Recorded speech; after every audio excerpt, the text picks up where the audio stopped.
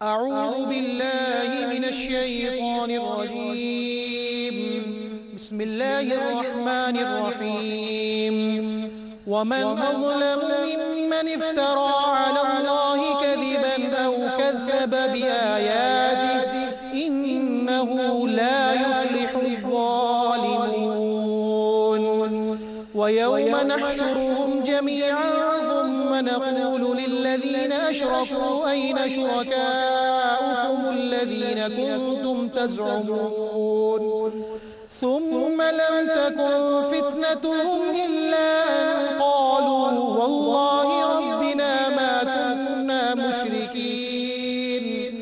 انظر كيف كذبوا على أنفسهم وضل عنهم ما كانوا يفترون. ومنهم من يستمع إليك وجعلنا على قلوبهم أكنة أن يفقهوه وفي آذانهم وقرا وإن يروا كل آية لا يؤمنوا بها حتى إذا جاءوك يجادلونك يقول الذين كفروا إن هذا إلا أساطير الأولين وهم ينهون عنه وينأون عنه وإن يهلكون إلا أنفسهم وما يشعرون. صدق الله العظيم. الحمد للہ رب العالمین والصلاة والسلام علی سید الانبیاء والمرسلین اما بعد اعوذ باللہ من الشیطان الرجیم بسم اللہ الرحمن الرحیم ومن اظلم ممن افترى على الله كذبا او كذب بآیاته انه لا يفلح الظالمون. صدق اللہ العظیم. اللہم صلی علی محمد وعلی آل محمد وبارک وسلم. رب اشرح لی صدری ویسر لی امری واحلل عقدۃ من لسانی یفقہوا قولی واجعل لی وزیرا من اہلی آمین یا رب العالمین. ناظرین کرام السلام علیکم ورحمۃ اللہ وبرکاتہ. پروگرام بصیرت القرآن میں خوش آمدید. الحمدللہ آج پروگرام نمبر 202 آپ کی خدمت میں پیش کر رہے ہیں. انشاءاللہ آج ہم مطالعہ کریں گے سورۃ الانعام آیات 21 سے 26 کا. انہی آیات کی تلاوت کے ذریعے الحمدللہ قاری سلمان صاحب نے پروگرام کا باقاعدہ آغاز بھی فرما دیا ہے اور روزانہ کی طرح آج بھی ہمارے اسٹوڈیوز میں ہمارے نوجوان ساتھی موجود ہیں. قرآن اکیڈمی کراچی میں تعلیم حاصل کر رہے ہیں. آئیوں نے خوش آمدید کہتے ہیں. السلام علیکم ورحمۃ اللہ وبرکاتہ. وعلیکم السلام ورحمۃ اللہ وبرکاتہ. خیریت سے بیٹا آپ لوگ؟ الحمدللہ ماشاءاللہ. جی ناظرین کرام، ہم سب سے پہلے چلتے ہیں رسول اکرم صلی اللہ علیہ وسلم کے فرمان کی طرف. روزانہ ایک حدیث پیش کی جاتی ہے ہم سب کی ترغیب و تشویق کے لیے. آئیے قرآن سیکھیں.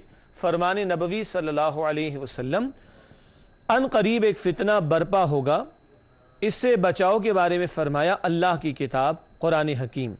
یہ جامع ترمذی کی روایت اور ایک طویل حدیث ہے اور کئی دنوں تک اس کا ایک ایک جملہ روزانہ اب ہم سمجھیں گے. اللہ کے نبی محترم علیہ السلام نے فرمایا تھا کہ ان قریب ایک فتنہ برپا ہوگا، تو صحابہ کرام نے عرض کی کہ یا رسول اللہ صلی اللہ علیہ وسلم اس سے بچنے کا ذریعہ کیا ہوگا؟ آپ نے فرمایا کتاب اللہ، اللہ کی کتاب قرآن حکیم. تو یہ قرآن، اس سے جب ہم واقعتاً اپنے تعلق کو مضبوط کریں گے تو یہ فتنوں سے بچانے والا کلام ہے. ناظرین کرام چلتے ہیں آج کے پروگرام میں جن آیات کا مطالعہ کر رہے ہیں ان کے ترجمے کی طرف. سورۃ الانعام آیات 21 سے 26 کا ترجمہ پیش خدمت ہے. ارشاد ہوا، اور اس سے بڑھ کر ظالم کون ہوگا جو اللہ کے ساتھ جھوٹ منسوب کرے یا اللہ کی آیات کو جھٹلائے. بے شک ظالم کامیاب نہیں ہوا کرتے. اور اس روز ہم جمع کریں گے سب کو، پھر ہم کہیں گے ان سے جنہوں نے شرک کیا، کہاں ہیں تمہارے وہ شریک کہ جن کے بارے میں تم دعویٰ کیا کرتے تھے؟ پھر نہیں ہوگا ان کے پاس کوئی بہانہ سوائے اس کے کہ وہ کہیں گے قسم ہے اللہ کی جو ہمارا رب ہے، ہم مشرک نہیں تھے. دیکھو کیسے جھوٹ بول رہے ہیں اپنی جانوں پر، اور گم ہو گیا ان سے وہ جھوٹ جو گھڑا کرتے تھے. اور ان میں سے ایسے بھی ہیں جو کان لگا کر آپ صلی اللہ علیہ وسلم کی بات سنتے ہیں، اور ہم نے ڈال دیے ہیں ان کے دلوں پر پردے کہ وہ بات کو سمجھ نہ سکیں گے، اور ان کے کانوں میں بوجھ ہے. اور اگر وہ دیکھ لیں کوئی بھی معجزہ پھر بھی وہ اس پر ایمان نہیں لائیں گے. یہاں تک کہ جب وہ آتے ہیں آپ صلی اللہ علیہ وسلم کے پاس تو جھگڑا کرتے ہیں آپ سے اور کہتے ہیں وہ لوگ کہ جنہوں نے کفر کیا یہ قرآن نہیں ہے مگر کہانیاں پہلے لوگوں کی، اور وہ روکتے ہیں قرآن سے اور خود بھی رکتے ہیں، اور وہ ہلاک نہیں کر رہے مگر اپنے آپ کو، اور وہ اس کا شعور نہیں رکھتے۔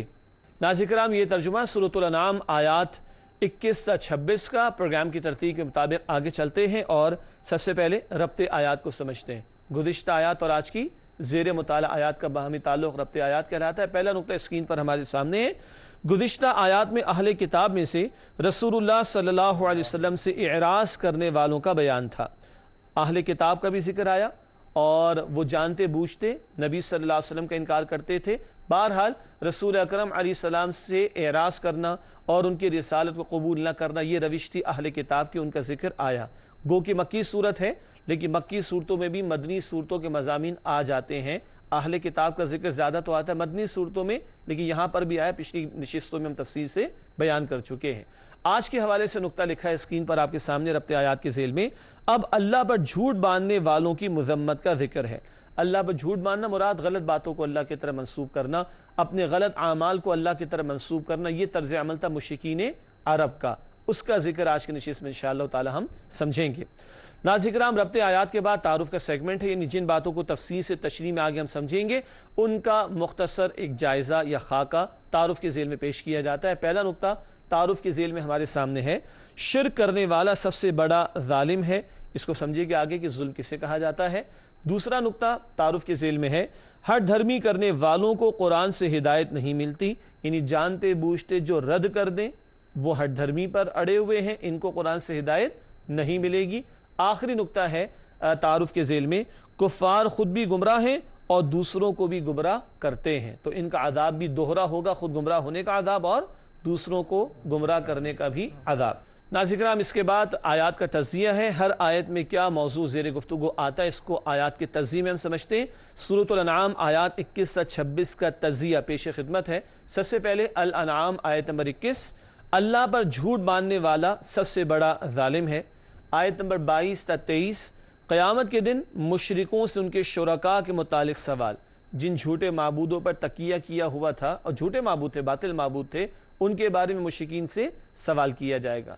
اگلی بات سورہ انعام آیت نمبر 24، مشرکین کا روز قیامت جھوٹ بولنے کا بیان، اللہ کے سامنے بھی قیامت کے دن جھوٹ بولیں گے معاذ اللہ۔ اس کے بعد آیت نمبر 25، قریش کے سرداروں کی سازش کا بیان، نبی علیہ الصلوۃ والسلام کے ہاں آتے قرآن سنتے مگر ان کے دلوں پر اثر نہ ہوتا تو اس کے بارے میں ایک بات وہ کہتے تھے، اس کا تذکرہ آئے گا ان کی سازش کے حوالے سے۔ آخری آیت آج ہم سمجھیں گے سورۃ الانعام آیت نمبر 26، لکھا ہے اس کے حوالے سے، مشرکین خود بھی گمراہ ہوئے اور دوسروں کو بھی گمراہ کیا۔ ناظرین کرام، الحمدللہ زیر مطالعہ آیات کا ترجمہ، ربط آیات، تعارف و تجزیے کا بیان ہوا مکمل۔ چلتے ہم ایک ایک آیت کی تشریح اور ترجمے کی طرف۔ سب سے پہلے سورۃ الانعام آیت نمبر 21، رب العالمین کی طرف سے ارشاد ہوا، وَمَنْ أَظْلَمُ مِمَّنِ افْتَرَى عَلَى اللَّهِ كَذِبًا أَوْ كَذَّبَ بِآيَاتِهِ إِنَّهُ لَا يُفْلِحُ الظَّالِمُونَ۔ الانعام آیت نمبر 21، آئیے کرتے ہیں اس کا ترجمہ۔ ارشاد ہوا، اور اس سے بڑھ کر ظالم کون ہوگا جو اللہ کے ساتھ جھوٹ منسوب کرے یا اللہ کی آیات کو جھٹلائے، بے شک ظالم کامیاب نہیں ہوا کرتے۔ یہ ہے ترجمہ سورۃ الانعام آیت نمبر 21 کا۔ اب آئیے اس آیت کی تشریح کی طرف چلتے ہیں۔ پہلی بات دیکھیے تشریح میں ہمارے سامنے دو عظیم ترین جرائم کا بیان، یہ مشرکین کے جرائم کا ذکر ہے۔ دو عظیم ترین جرائم میں سے پہلا جرم لکھا گیا اسکرین پر، اللہ کی آیات کو جھٹلانا، سرے سے قرآن کو ماننے سے انکار کیا، نبی اکرم صلی اللہ علیہ وسلم کی دعوت کو انہوں نے رد کیا جانتے بوجھتے مشرکین نے۔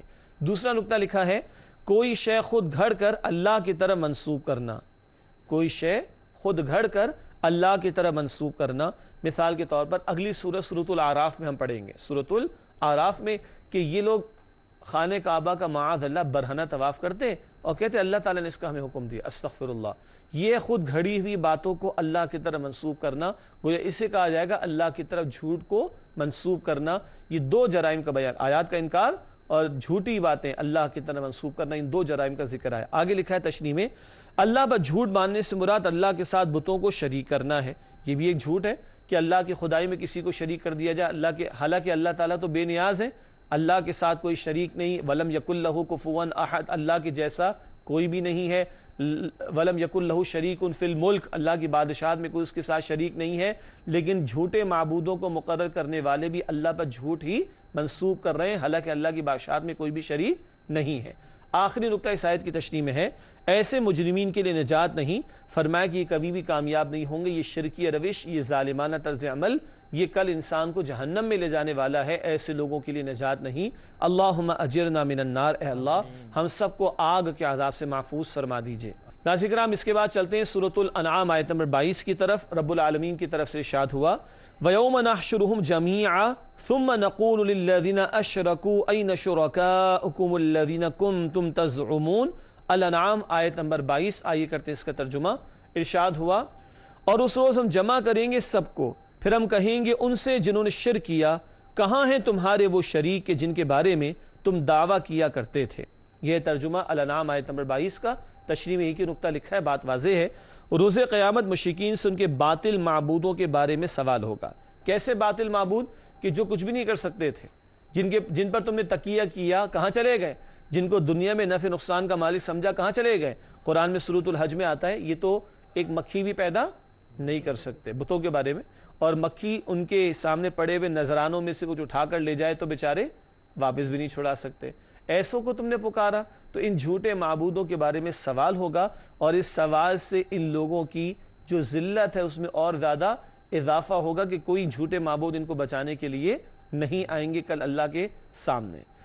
ناظرین کرام، اس کے بعد سورۃ الانعام آیت نمبر 23 کی طرف چلتے ہیں۔ رب العالمین کی طرف سے ارشاد ہوا، ثم لم تكن فتنتهم الا ان قالوا والله ربنا ما كنا مشرکین۔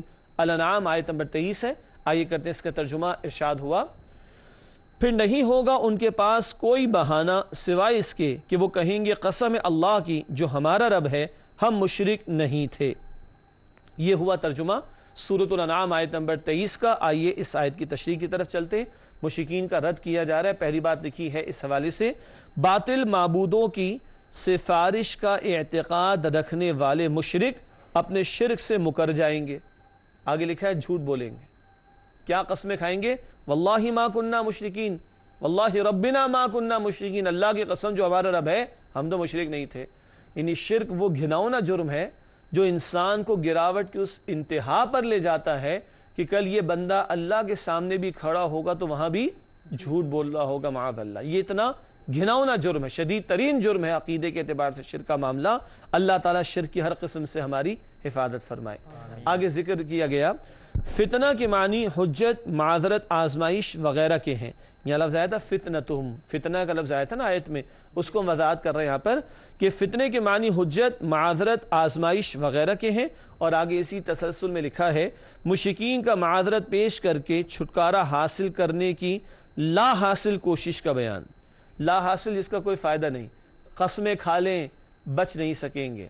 لوگوں کو بیوقوف بنانا ممکن ہے، اللہ کے ہاں دھوکہ نہیں چل سکتا۔ لوگوں سے چھپنا ممکن ہے، اللہ کے ہاں چھپنا ممکن نہیں۔ لوگوں کو بندہ جسٹیفائی کر لے گا اپنے غلط کام، یعنی کہ اس کی دلیل کو پیش کر دے گا، اللہ کے سامنے جسٹیفیکیشن نہیں چلے گی۔ یہ ہے ایک تو شرک کی گراوٹ کہ کل اللہ کے سامنے بھی جھوٹ بولیں گے مشرکین، اور دوسرے یہ کہ کل لا کی جھوٹے عذر پیش کریں، قسمیں کھائیں، مگر ان کے لیے کوئی چھٹکارا نہیں ہوگا اللہ کے دربار میں۔ ناظرین کرام، ابھی 3 آیات کا بیان مکمل ہوا، مزید 3 آیات کا بیان رہے گا جاری۔ تاہم آپ سے ملاقات ہوتی ہے ایک وقفے کے بعد، امید ہے آپ ہمارے ساتھ رہیں گے۔ السلام علیکم ورحمۃ اللہ وبرکاتہ۔ السلام علیکم ورحمۃ اللہ وبرکاتہ۔ ناظرین کرام، پروگرام بصیرت القرآن میں خوش آمدید۔ اپنا مطالعہ آگے بڑھاتے ہیں۔ سورۃ الانعام آیت نمبر 24 سے مطالعہ شروع کر رہے ہیں۔ رب العالمین کی طرف سے ارشاد ہوا، انظر کیف کذبوا علی انفسہم وضل عنہم ما کانوا یفترون۔ الانعام آیت نمبر 24، آئیے کرتے ہیں اس کا ترجمہ۔ ارشاد ہوا، دیکھو کیسے جھوٹ بول رہے ہیں اپنی جانوں پر، اور گم ہو گیا ان سے وہ جھوٹ جو گھڑا کرتے تھے۔ یہ ہوا ترجمہ سورۃ الانعام آیت نمبر 24 کا۔ اس کی تشریح میں 2 نکات ہیں۔ پہلا نکتہ، قیامت کے دن مشرکین کے تمام غلط عقائد کے باطل ہو جانے کا ذکر۔ عقائد تو ہیں ہی غلط، مگر کل ان کا باطل ہونا ثابت ہو جائے گا، کہاں؟ اللہ کے دربار میں۔ دوسری بات لکھی گئی ہے، اس دن کی دہشت اور اپنی بے بسی کی بنا پر ان کے جھوٹ بولنے کا بیان۔ وہ دہشت قیامت کی طاری ہوگی، جیسے پچھلی آیت میں ہم نے سمجھا تھا بریک سے پہلے کہ جھوٹی قسمیں کھا کر کہیں گے اللہ کی قسم ہم تو مشرک نہیں تھے۔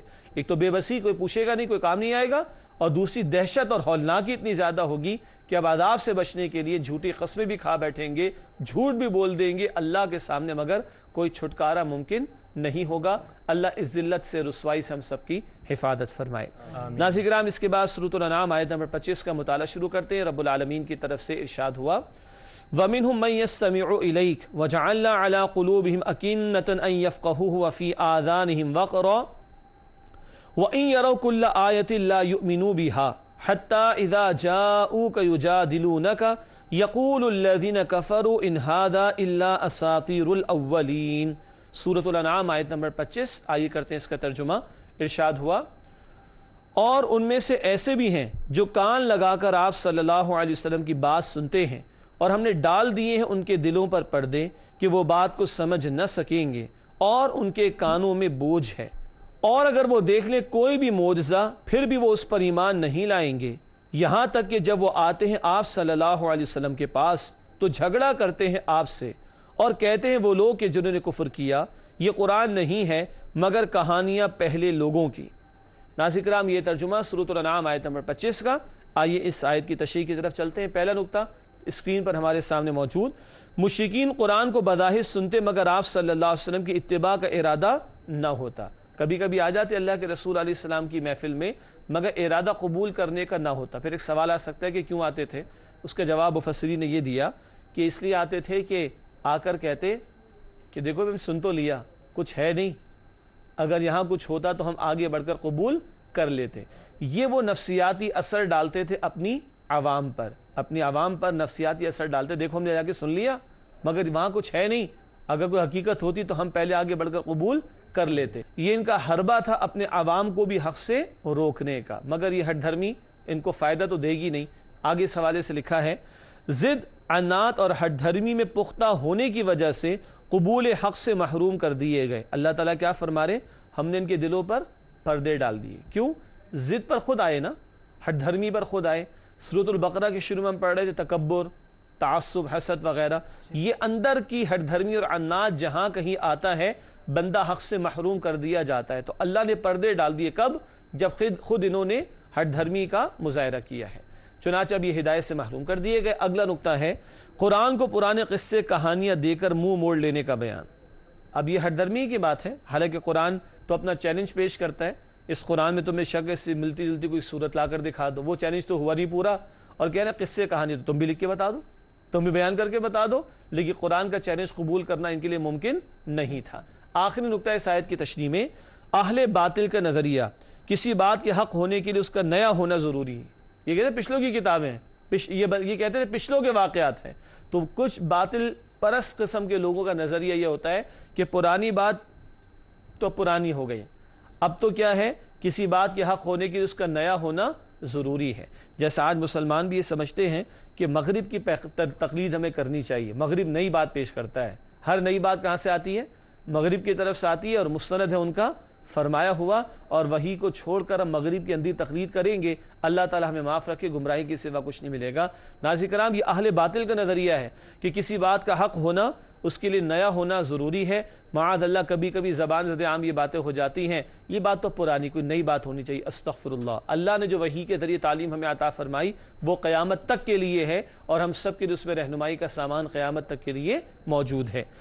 ناظرین کرام، آج کے مطالعے کے اعتبار سے آخری آیت سورۃ الانعام آیت نمبر 26، رب العالمین کی طرف سے ارشاد ہوا وَهُمْ يَنْهَوْنَ عَنْهُ وَيَنْأَوْنَ عَنْهُ وَإِنْ يُهْلِكُونَ إِلَّا أَنفُسَهُمْ وَمَا يَشْعُرُونَ۔ الانعام آیت نمبر 26، آئیے اس کا کرتے ہیں ترجمہ۔ ارشاد ہوا اور وہ روکتے ہیں قرآن سے اور خود بھی رکتے ہیں، اور وہ ہلاک نہیں کر رہے مگر اپنے آپ کو، اور وہ اس کا شعور نہیں رکھتے۔ یہ ہوا ترجمہ سورۃ الانعام آیت نمبر 26 کا۔ آئیے اس آیت کی تشریح کی طرف چلتے ہیں۔ پہلا نقطہ اسکرین پر ہمارے سامنے موجود، سرداران قریش قبول حق سے دوسروں کو روکتے تھے اور خود بھی پہلو تہی کرتے تھے، خود بھی رد کیا اور دوسروں کو بھی روکا۔ چنانچہ آگے لکھا ہے یوں وہ اپنے اوپر دوہرے جرم کا بوجھ لاد رہے تھے، خود گمراہ ہونا ایک بوجھ اس کا ہوگا، اور دوسروں کو بھی روک کر ان کو بھی گمراہی کی طرف لے جانا یہ دوسرا بوجھ ہوگا۔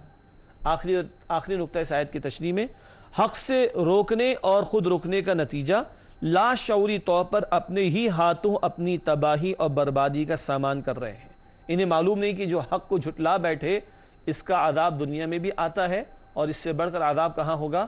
آخرت میں۔ حق کو فراموش کر دینے کے نتیجے میں اپنی زندگی کو تباہ کر رہے ہیں، اس کا انہیں اندازہ اور شعور نہیں ہے۔ ناظرین کرام، الحمدللہ سورۃ الانعام آیات 21 سے 26 کا بیان کسی درجے میں مکمل ہوا۔ اب وقت ہے سوالات کا۔ ہمارے نوجوان ساتھیوں کی طرف چلتے ہیں اور اسے دریافت کرتے ہیں کہ آج وہ ہم سے کیا معلوم کرنا چاہتے ہیں۔ جی شہزاد، پہلے سوال۔ جی، میں یہ جاننا چاہا تھا کہ آج کی زیر مطالعہ آیات میں پہلی آیت میں ایک ٹرمنالوجی یوز ہوئی تھی ظالم کی، ٹھیک ہے، اس سے ذرا آپ تھوڑا ایکسپلین کر دیں کہ ورڈ ظالم سے کیا مراد ہے؟ ظالم سے کیا مراد ہے؟ بہت ضروری، کیونکہ ظلم تو ہم لوگ بھی کر رہے ہوتے ہیں، ناراض نہ ہوئیے گا، جی ٹھیک ہے؟ ناظرین کرام ناراض نہ ہوئیے گا، ظلم ہم بھی کر رہے ہوتے ہیں۔ ظلم کسے کہتے ہیں؟ عربی میں کہا جاتا ہے وضع الشیء فی غیر محلہ، کسی شے کو اس کے مقام سے ہٹا دینا۔ تو ماں باپ کا ادب کرنا ہے، وہ بڑے ہیں، رسپیکٹ دینی ہے۔ اگر اولاد یہ نہیں کر رہی تو اولاد کیا کر رہی ہے؟ ظلم کر رہی ہے۔ ان کا حق پامال کرنا یہ کیا ہے؟ ظلم ہے۔ اسی طرح مسلمان آپس میں رہتے ہیں تو ایک دوسرے کے حقوق ان پر عائد ہوتے ہیں، گھر والوں کے حقوق عائد ہوتے ہیں، پڑوسیوں کے حقوق عائد ہوتے ہیں، رشتہ داروں کے حقوق عائد ہوتے ہیں۔ ان حقوق میں حق تلفی کرنا یہ بھی کیا ہے؟ ظلم ہے۔ سب سے بڑا ظلم کس کے ساتھ ہوتا ہے؟ اللہ کے ساتھ۔ استغفر اللہ۔ کیا مطلب؟ بندہ اللہ کے ساتھ کسی کو شریک کرے، جیسے کہ مشرک کر رہے تھے۔ اسی لیے قرآن کہتے ہیں سورہ لقمان کی آیت نمبر 13 میں ان الشرک لظلم عظیم، یقینا شرک سب سے بڑا ظلم ہے۔ تو ظلم کسی شے کو اس کے مقام سے ہٹا دینا، ظالم ظلم کرنے والے کو کہا جائے گا۔ اور یہ بندوں کے حقوق میں حق تلفی یہ بھی ظلم ہے، اور اللہ کے حق میں حق تلفی بھی ظلم ہے۔ اللہ وحدہ لا شریک، اس کے ساتھ کسی کو شریک نہیں کرنا، نہ اس کی عبادت میں، نہ اس کی اطاعت میں، نہ اس کے حکم میں، نہ اس کے اختیار میں، ٹھیک ہے؟ جی، آپ کا سوال کیا ہے؟ بسم اللہ الرحمن الرحیم۔ تو میرا سوال یہ ہے کہ آیت نمبر 25 میں آیا کہ منافقین اللہ کے رسول کی بات صلی اللہ علیہ وسلم کی غور سے سنتے تھے، اور پھر آگے فرمایا کہ اللہ تعالیٰ نے ہم نے ان کے دلوں پر پردے ڈال دیے اور ان کے کانوں پر بوجھ ہے، ٹھیک ہے؟ تو کبھی کبھی خیال یہ آتا ہے کہ ان میں ان کا کیا قصور تھا کہ ٹھیک ہے، اور مجھے امید ہے خیال آپ کا نہیں ہوگا، اس سے کہ آپ تو شروع سے ہمارے ساتھ ان پروگرامز میں شامل ہیں۔ یہ لوگوں کا ایک سوال ہے۔ ناظرین کرام، یہ بڑا مشہور سوال ہے۔ اس طرح کی آیات جب سامنے آتی ہیں تو پس منظر سامنے نہ ہونا یا دیگر آیات کا سامنے نہ ہونا، اس سے غلط فہمی ہو جاتی ہے۔ اللہ فرمانے کہ ہم نے ان پر، ان کی آنکھوں پر پردے ڈال دیے، ان کے کانوں کے اندر بوجھ ہے، یا کبھی اللہ فرماتے ختم اللہ علی قلوبہم، اللہ نے ان کے دلوں پر مہر لگا دی، کبھی اللہ فرماتے کہ اللہ نے ان کو گمراہ فرما دیا۔ تو ایک بہت پرانا سوال ہے، پھر ہمارا قصور کیا ہے؟ نہیں، ہم نے عرض کیا تھا کہ جب بندہ خود گمراہ ہونے کا فیصلہ کر لے تو پھر اللہ تعالیٰ اس کو زبردستی ہدایت نہیں دیتے۔ کیوں؟ زندگی امتحان کے لیے، جو چاہے شکر گزار بنے، جو چاہے ناشکرہ بنے۔ اب ایک آدمی ناشکرہ بننا ہی چاہ رہا ہے تو زبردستی اللہ تعالیٰ اس کو شکر گزار نہیں بنائیں گے، ورنہ امتحان کا مقصد فوت ہو جائے گا نا۔ اللہ نے چوائس دیا نا، چاہو اما شاکر و اما کفورا، سورۃ الدہر 29 پارے میں اس کے شروع میں آتا ہے، چاہو تو شکر گزار بنو، چاہو تو ناشکرے بنو۔ تو حاصل کلام یہ ہے جب بندہ خود ہٹ دھرمی پر آئے، عناد پر آئے، تکبر پر آئے، حسد پر آئے، تعصب پر آئے، جانتے بوجھتے حق کو رد کرے، تو پھر اللہ تعالیٰ بھی دلوں پر مہر لگا دیتے ہیں، آنکھوں پر پردہ ڈال دیتے ہیں۔ بہت پیارا حوالہ اس حوالے سے ہے سورہ صف کی آیت نمبر 5، سورہ صف آیت نمبر 5 ارشاد ہوا فلما زاغوا ازاغ اللہ قلوبہم، جب وہ خود ٹیڑے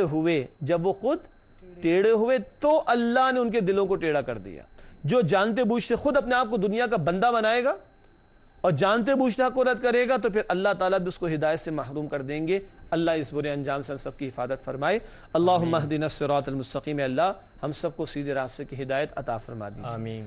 جی محمد ایاز، آپ کا سوال کیا ہے؟ میرا سوال یہ ہے کہ جیسا کہ آخری آیات میں ذکر ہوا کہ اور وہ ہلاک نہیں کر رہی ہے مگر اپنے آپ کو اور اس کا شعور نہیں رکھتی، ٹھیک ہے، تو یار شعور سے کیا مراد ہے؟ ماشاءاللہ بہت اچھا سوال ہے آپ کا، اور آخری آیت کے بارے میں ناظرین کرام محمد ایاز نے آج ہمیں جوائن کیا ہے، اور یہ خیبر پختونخوا کے ضلع دیر سے تعلق رکھتے ہیں، وہاں سے تشریف لائیں کراچی قرآن اکیڈمی میں پڑھنے کے لیے، اور انشاءاللہ ہمارے پروگرام سے بھی آپ ان کو اکثر دیکھا کریں گے۔ آج ان کا سوال یہ کہ جو آخری آیت ہم نے سمجھی اور اس میں ذکر یہ آیا کہ انہوں نے یہ کہا کہ اللہ کا انکار کیا، نبی اکرم یا اللہ کے ساتھ شرک کا رویہ اختیار کیا، اور نشانیاں جو آئیں ان کو انہوں نے جھٹلا دیا اور حق کو جانتے بوجھتے رد کر دیا، اور پھر قرآن کیا کہہ رہے ہیں کہ یہ ہلاک نہیں کر رہے مگر اپنے آپ ہی کو، اور وہ اس کا شعور نہیں رکھتے۔ تو سوال ہے کہ شعور سے کیا مراد ہے؟ ویسے تو شعور کا مطلب ہوتا ہے فہم ہونا، علم ہونا۔ انہیں کیا علم نہیں ہے، انہیں کیا فہم نہیں ہے کہ یہ جو حق کو جانتے بوجھتے رد کر رہے ہیں اس کا انجام کیا ہونے والا ہے؟ سابقہ قوموں کے حالات قرآن بیان کرتا ہے. ابھی ہم سورۃ الانعام پڑھ رہے ہیں, اس کے بعد سورۃ الاعراف میں تفصیل سے پچھلی قوموں کے حالات آئیں گے. تو اللہ تعالیٰ بار بار پچھلی نافرمان قوموں کے حالات ہمارے سامنے رکھتے, کس طرح اللہ نے ان کو تباہ کیا. نوح علیہ السلام کی قوم, لوط علیہ السلام کی قوم, شعیب علیہ السلام کی قوم. نمبر 2, کل قیامت کے دن ان کے ساتھ کتنا عذاب کا معاملہ ہوگا, اور آخرت کے اندر ہمیشہ کی زندگی ان کی اجیرن رہے گی جہنم کے اندر. یہ جو نتائج ہیں حق کو جانتے بوجھتے رد کرنے کے, اس کا ان لوگوں کو شعور نہیں ہے, فہم نہیں ہے, علم نہیں ہے اور ادراک نہیں. ٹھیک ہے بیٹا, جواب مل گیا آپ کو؟ جی ماشاءاللہ. جی ناظرین کرام, الحمدللہ سوالات اور ان کے جوابات آپ کی خدمت میں پیش کیے گئے. حسب معمول پروگرام کے آخری لمحات میں مختصر چند سیگمنٹس پیش کرتے ہیں. سب سے پہلے قرآنی معلومات کا سیگمنٹ. آج کا نقطہ نوٹ کیجئے گا, لکھا ہے قرآن کریم تقریباً 23 برس میں تدریجاً نبی کریم صلی اللہ علیہ وسلم پر نازل ہوا. پچھلا ایک نقطہ ہم نے یہ بھی پڑھا تھا کہ لوح محفوظ سے آسمانی دنیا پر ایک ہی دفعہ میں, ٹھیک ہے, انا انزلناہ فی لیلۃ القدر, ہم نے اسے قدر کی رات میں نازل کیا. وہ ہے یکدم لوح محفوظ سے پہلے آسمان پر. اور یہ بات کیا ہے, قرآن کریم تقریباً 23 برس میں تدریجاً نبی کریم صلی اللہ علیہ وسلم پر نازل ہوا. یہ تنزیل تھوڑا تھوڑا کر کے, تنزیل قرآن میں الفاظ ہے تنزیل, تھوڑا تھوڑا کر کے نازل ہوا. کبھی چند آیات, کبھی ایک مختصر صورت, کبھی ایک طویل صورت. اور ہاں, سورۃ الانعام تو ایک ہی رات میں نازل ہوئی تھی. 70,000 فرشتوں کے جھرمٹ میں جبریل علیہ السلام سورت کو لے کر آئے, مگر عام طور پر کبھی چند آیات, کبھی 2 آیات, کبھی 5 آیات, کبھی مختصر صورت. یہ تدریجاً قرآن 23 برس میں نبی اکرم صلی اللہ علیہ وسلم پر نازل ہوا. ناظرین کرام, قرآنی معلومات کے بعد سیگمنٹ ہوتا ہے حاصل مطالعہ کا. جن باتوں کو تفصیل سے ہم نے سمجھا تشریح میں, ان کا مختصر بیان آخر میں یاد دہانی کے طور پر. پہلا نقطہ لکھا ہے, اللہ پر جھوٹ باندھنے والا سب سے بڑا ظالم ہے, اور ظالم کی وضاحت ہمارے سامنے آ گئی تھی الحمدللہ سوال کی روشنی میں. دوسرا نقطہ ہے حاصل مطالعہ میں, ہر دھرمی کرنے والوں کو قرآن سے ہدایت نہیں ملتی. جو خود اپنے دل کو بند کر لے اس کو زبردستی ہدایت نہیں ملے گی. آخری نقطہ ہے حاصل مطالعہ میں, ہدایت سے رکنے اور دوسروں کو روکنے والوں کی مذمت اور دوہرا بوجھ ہوگا. خود گمراہ ہونے کا بوجھ اور دوسروں کو روکنے کا حق سے اس کا بھی بوجھ ان پر لادا جائے گا. حاصل مطالعہ کے بعد ناظرین کرام جائزے کا سیگمنٹ. 3 سوالات آج بھی اپنے اندر جھانک کا جواب تلاش کرنے کے لیے. سب سے پہلا نقطہ, کیا ہم تعصب اور عناص سے پاک ہو کر ہدایت کی تڑپ رکھتے ہیں؟ یعنی ہمارا تعارف تو مسلمان کا ہے نا, لیکن اکثر ہم دیکھتے ہیں کہ جب قرآن بھی کھولتے ہیں تو میں تو فلاں مسلک کا ہوں, ہاں میں فلاں جگہ کا ہوں. نہیں, میں اللہ کا بندہ ہوں اور یہ اللہ کا کلام ہے. یہ تعصب سے عناص سے پاک ہونا ہمیں بھی ضروری. ایک تو ہے کافر کی ہم نے بات کر لی, ایک ہمارے لیے بھی ضروری ہے کہ کوئی مسلکی تعصب, فرقہ واریت والا تعصب, میں فلاں کا فالوور ہوں تو بس اسی کی نگاہ سے میں قرآن کو, ان تعصبات سے بھی ہمیں پاک ہونا ہے, تب ہمیں قرآن کی واقعہ ہدایت میسر آئے گی انشاءاللہ تعالی. دوسرا سوال ہے جائزے کے طور پر, کیا ہم قرآن پر خود عامل اور اسے دوسروں تک پہنچا رہے ہیں؟ عامل کا مطلب عمل کرنے والا. تو پہلا کام تو ہے کہ ہم سمجھیں, جیسے کہ سمجھیں اس پروگرام کے ذریعے سے بھی اور بھی کوششیں ہوتی ہیں الحمدللہ, کیا ہم قرآن پر عمل کر رہے ہیں؟ اللہ کے رسول علیہ السلام کے اخلاق کے بارے میں حضرت عائشہ رضی اللہ تعالی عنہ فرماتی, کانا خلقہ القرآن, اللہ کے رسول کے اخلاق قرآن تھے, وہ چلتا پھرتا قرآن تھے. آج ہمارے اعمال کیا قرآن کے تابع ہیں؟ 1. 2. انسانیت تک اللہ کے پیغام کو پہنچانا ہمارا فرض ہے, کیا ہم یہ کام کر رہے ہیں؟ اللہ مجھے اور آپ کو اس کی توفیق عطا فرمائے. آخری بات, یہ بات کئی مرتبہ آتی رہی, قرآن کے ہر صفحے پر موجود ہے, لیکن جائزہ تو لینا پڑے گا. سوال یہ ہے کہ کیا ہم روز قیامت پیشی کی تیاری کر رہے ہیں؟ اللہ کے سامنے کھڑا ہونے کا. ہم نے مشرکین تو خدا کی قسمیں کھا کے جھوٹ بولیں گے استغفر اللہ, ہم کیسی تیاری کر رہے ہیں؟ کیا ہمیں ہماری موت کا یقین ہے؟ کیا ابھی اس وقت اسرائیل علیہ السلام مجھے اور آپ کو لینے کو آ جائیں, ہم جانے کو تیار ہیں؟ کیا مرنے کو تیار ہیں کہ نہیں؟ قبر کے سوالات اور حشر کے میدان کے سوالات ہمیں یاد ہیں کہ نہیں؟ کیا ہم تیاری کر رہے ہیں کل کی پیشی کی یا نہیں؟ اور کیجئے گا ناظرین کرام, اللہ مجھے بھی اور آپ کو بھی عمل کی توفیق دے. آخری 2 باتیں, گزشتہ سوال کا جواب. پچھلا سوال ہم نے آپ کی خدمت میں رکھا تھا, اے ایمان والو اللہ کے لیے گواہ بن کر عدل کے قائم کرنے والے بن کر کھڑے ہو جاؤ. اللہ کے لیے گواہ بن کر عدل کے قائم کرنے والے بن کر کھڑے ہو جاؤ. یہ بات کس آیت میں بیان کی گئی؟ سورۃ المائدہ آیت نمبر 8. بتایا تھا نا, شروع میں جواب ملے گا اور مل گیا ہوگا آپ کو. درست جواب ہے سورۃ المائدہ آیت نمبر 8. اللہ کے دین کی گواہی اللہ کے رسول پیش کر گئے صلی اللہ علیہ وسلم. اب انسانیت کے سامنے اللہ کے دین کی گواہی کس نے پیش کرنی؟ امت نے. اللہ کے نبی علیہ السلام عدل پر مبنی نظام قائم کر کے چلے گئے, دین غالب کر کے گئے. آج اللہ کے عادلانہ نظام کو قائم کرنے کی ذمہ داری کس پر ہے؟ ہم پر ہے. یہ مطالبہ ہم سے ہے, یہ اللہ تعالیٰ ایمان والوں سے تقاضا کرتا ہے, اس کے دین کی گواہی پیش کرو اور اس کے عطا کردہ عادلانہ نظام کو, سسٹم آف جسٹس کو اسٹیبلش کرو, قائم کرنے کی جد و جہد کرو. आज का सवाल नोट कीजिएगा नाज़रीन किराम, आज का सवाल है, ए ईमान वालो अल्लाह से डरो और उसके क़ुर्ब को तलाश करने की कोशिश करो। ए ईमान वालो अल्लाह से डरो और उसके क़ुर्ब को तलाश करने की कोशिश करो। ये बात किस आयत में बयान की गई है? सूरतुल माइदा ही में तलाश कीजिएगा, शुरू की अब हर आयत शुरू में नहीं मिलेगी, थोड़ा आपको आगे बढ़ना पड़ेगा इंशाअल्लाह ताला। सूरतुल माइदा की पहली 50 आयत में इसको तलाश कीजिएगा, जवाब आपको आसानी से मिल जाएगा इंशाअल्लाह ताला। नाज़रीन किराम, इसी के साथ आज के इस प्रोग्राम का वक्त मुकम्मल होता है। आप तमाम साथियों को बहुत शुक्रिया। अल्लाह ताला आपके इखलास, इल्म और अमल में तरक्की अता फरमाए। नाज़रीन किराम, हम सबको अपनी दुआओं में याद रखिएगा। इंशाअल्लाह अगले प्रोग्राम में आपसे मुलाकात होती है। वाखिरु दावाना अनिल हम्दुलिल्लाहि रब्बिल आलमीन, वस्सलामु अलैकुम वरहमतुल्लाहि वबरकातुहू। अल्लाह का कलाम पढ़ाया रसूल ने,